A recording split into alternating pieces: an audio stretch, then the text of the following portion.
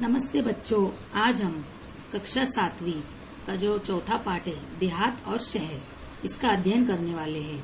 लेखक है अभिषेक पांडे।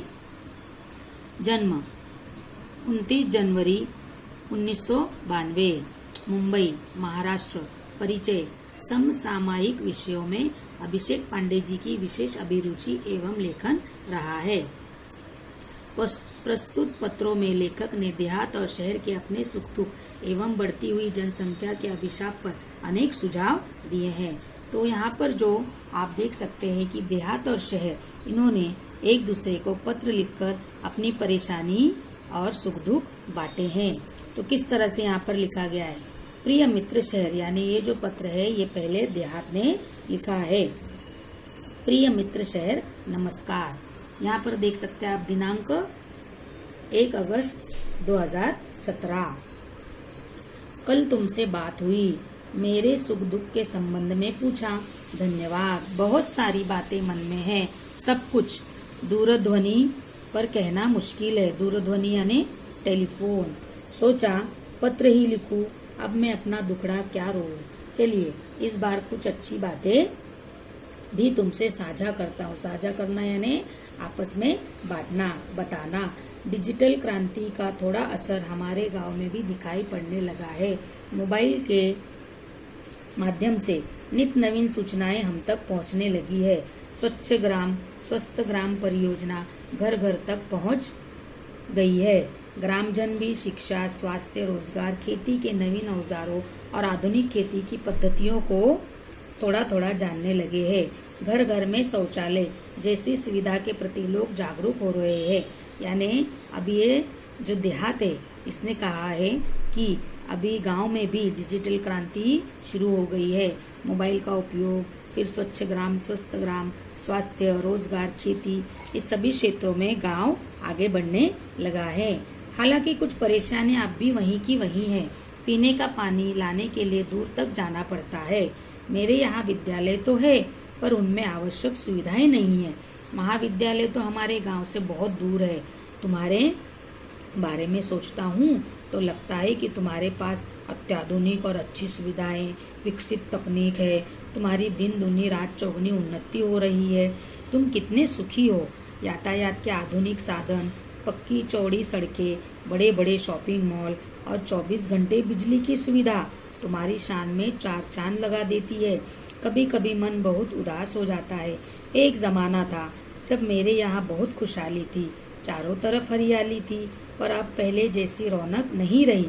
मैं असुविधा, बेरोजगारी, आपसी झगड़े, गुटबाजी, अशांति जैसी समस्याओं से घिरता जा रहा हूँ। यहाँ के कुछ अशिक्षित और अल्प शिक्षित लोग परिवार कल्याण के प्रति आज भी उदासीन है। जनसंख्या भी बढ़ रही है, उनके लिए यहाँ काम धंधा नहीं है। रोजगार की तलाश में लोग शहर जा रहे हैं। यहाँ काम के लिए मजदूर नहीं मिल रहे हैं। शहरी चमक दमक और आधुनिक सुविधाओं की ओर आकर्षित होकर लोग मुझे अकेला छोड़कर तुम्हारी ओर दौड़ रहे हैं। यहाँ स्वास्थ्य सुविधाएं भी नहीं है। बीमारियां हैं पर पर्याप्त मात्रा में सुसज्ज और अच्छे अस्पताल नहीं है। लोगों को ठीक समय पर दवा नहीं मिल पाती। मेरा परिवार टूट सा रहा है। बताइए मैं क्या करूं। तुम्हारा मित्र देहात। तो बच्चों, इस पत्र में आपने देखा कि देहात कितना दुखी है, क्योंकि लोग रोजगार की तलाश में शहर जा रहे हैं। गांव के लोग शहर आ रहे हैं और इसीलिए गांव की ओर क्या है, किसी का ध्यान नहीं है। वहाँ पर सुविधाएं, स्वास्थ्य सुविधाएं, सभी चीजों की कमी है। अब हम देखेंगे कि शहर किस प्रकार से पत्र लिखकर देहात की सांत्वना करता है या उसे धीरज देता है।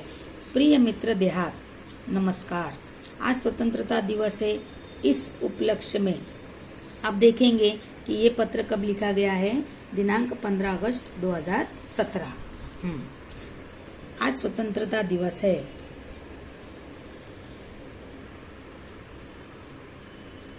इस उपलक्ष्य में हार्दिक बधाई। पत्र मिला, तुम्हारी प्रगति के बारे में जानकर खुशी हुई। मित्र, परिवर्तन सृष्टि का नियम है। भला तुम्हारी स्थिति क्यों न बदलती, धीरे धीरे और भी विकास होगा।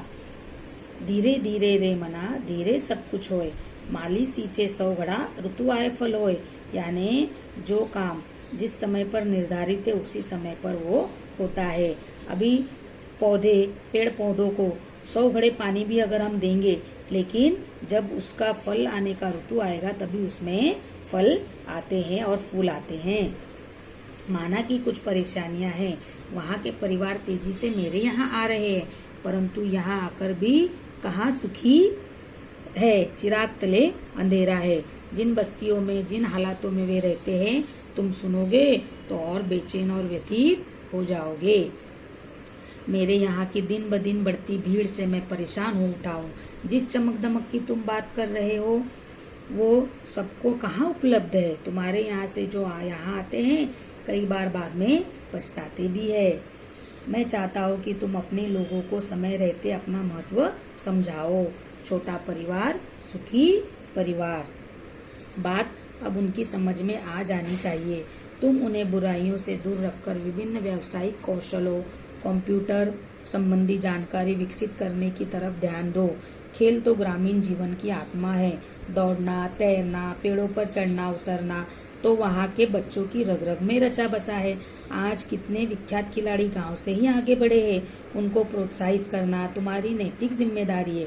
खेल संबंधी मार्गदर्शन देकर हमारा देश अंतर्राष्ट्रीय स्तर पर प्रगति कर सकता है। अपने गांव को एक परिवार समझकर उसे विकसित करने का प्रयत्न करना होगा। ये देखो बच्चों, आप देख सकते हैं शहर का चित्र किस प्रकार दिया है। कितनी भीड़ है, सुविधाएं हैं, लेकिन यहाँ पर क्या है, बहुत ही भीड़ है। और ये है गांव का चित्र। आप देख सकते हैं कितनी खुशहाली है यहाँ पर इस गांव में। पशु पक्षी, पेड़ पौधे, कितने सब लोग खुशी से रहते हैं। आगे देखेंगे, तुम्हारी और मेरी समस्या का मूल कारण है दिनों दिन बढ़ती आबादी, अशिक्षा और गरीबी है। मेरे यहाँ लोग रोजगार की तलाश में आना कम कर दे। तुम गांव वालों को सहकारिता का महत्व समझाओ। सहकारिता पर आधारित यानी मिलजुल कर जो छोटे छोटे व्यवसाय है वो वे कर सकते हैं। सहकारिता पर आधारित छोटे छोटे व्यवसाय तुम अपने यहाँ शुरू करवाओ, ताकि कृषि आधारित अनेक लघु उद्योग, फलोत्पादन, औषधीय वनस्पतियों की खेती, पशुपालन जैसे अनेक व्यवसाय शुरू किए जा सकते हैं।